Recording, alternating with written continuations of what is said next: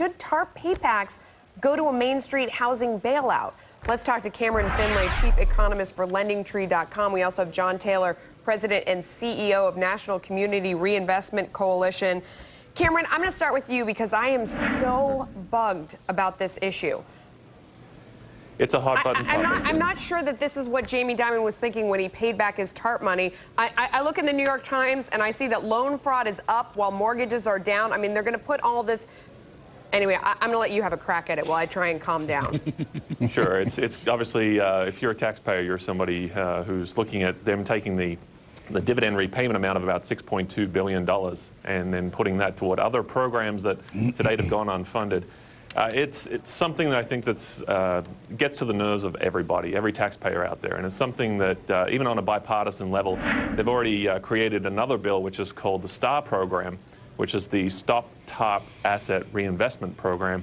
That's already been a counter bill. It's a bipartisan counter bill to actually counteract the efforts by Barney Frank. John Taylor, I'm sure you're in favor of what Mr. Frank is doing, but I want to pose this conundrum to you that unless and until market prices adjust on their own, we are not going to clear out the unsold inventories. We're not going to reach a clear bottom in housing. I do not believe the federal government can interfere or should interfere with market prices, John. Well, and unless and until we deal with the foreclosure crisis, the market prices, and particularly the value of real estate, is not going to bottom out. We need to see a bottom. But they are, John. The point is market prices have fallen substantially, and yes. I acknowledge your point about foreclosures, but I'm making a different point. Look, why should we tamper with these market processes? It's already clearing out and sales are rising, John. Right. That's the point I'm making. Sales are rising in some areas, but not in most. And remember, we've got a whole flood of these payment option arm loans, over 1 million of them about to hit the due dates. So it's going to further exacerbate as well as rising unemployment. So don't think we're out of this by any stretch, Larry. But let me emphatically say I think Barney's doing the right thing. I don't actually think they're doing enough, because having this money come back to finally help the consumers and some of the taxpayers who were, frankly... That's not who's getting it, though. I mean, that's not who's getting it. If you look at mortgage fraud is on the rise, funneling this money back into HUD, I mean, you don't have to watch The Sopranos to see how to rip off HUD. Melissa, you're not going to help people who had committed fraud, and that would be the job of the government agencies to ensure... But the more programs that are out there, the more fraud you see. The funding on this, first off, bipartisan Congress worked for a long time to try to fund the trust fund, which is $1 billion for programs which we haven't done very much rental housing, and frankly we've got all these properties now that have gone into foreclosures that are vacant. We ought to be doing something with them and killing two birds with one stone, where we're helping with the affordable housing problem that we normally would have outside of this foreclosure. Really well, this is going to help. Cameron, you're talking about billions that will help, and that's... Hang on a second. No, I appreciate... Look, the intentions are always pure, but there are unforeseen government consequences. Cameron, let me just ask you this. What has happened up to now? It seems to me very little. We've thrown a lot of money, a lot of housing credits, but very little. And again, you put in foreclosure properties on the auction block. They are getting sold. Prices adjust lower. Sales move higher. There's affordability. Think about it from a standpoint of consumers, I don't see this little government thing doing any good. Right, at the end of the day, as a consumer, what you want to be able to do is make a home affordable. That's the goal. That comes in the form of two ideas, is that one, you want to have it in the form of rate, and the other aspect is the home price.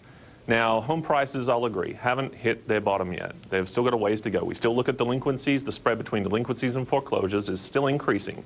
So the rate of 90-day plus delinquency is still out there and increasing, meaning that people can't afford the payments they've got. The ARM option adjust reset issue is still a very viable argument. What's the redefault rate, Cameron? What's the redefault rate? 60%? 70%? Is now we're finding redefault 60 to 70%. Yeah, it's in excess of 60%. Sheila Bair said that. Everyone has said that. When you're talking about redefault rates... This is Melissa's point about the delinquencies and the scams. You're not being accurate here. I am being accurate. No, you're not, because you're talking about... Excuse me, you're talking about... 60%. Larry, you're talking about redefault rates under the previous administration. This administration... I'm talking about the stuff coming out in the first quarter was worse. It was worse. The modifications that are being made now have low redefault rates because they're finally beginning... Hang on. Let me just finish the point. Let me finish the point.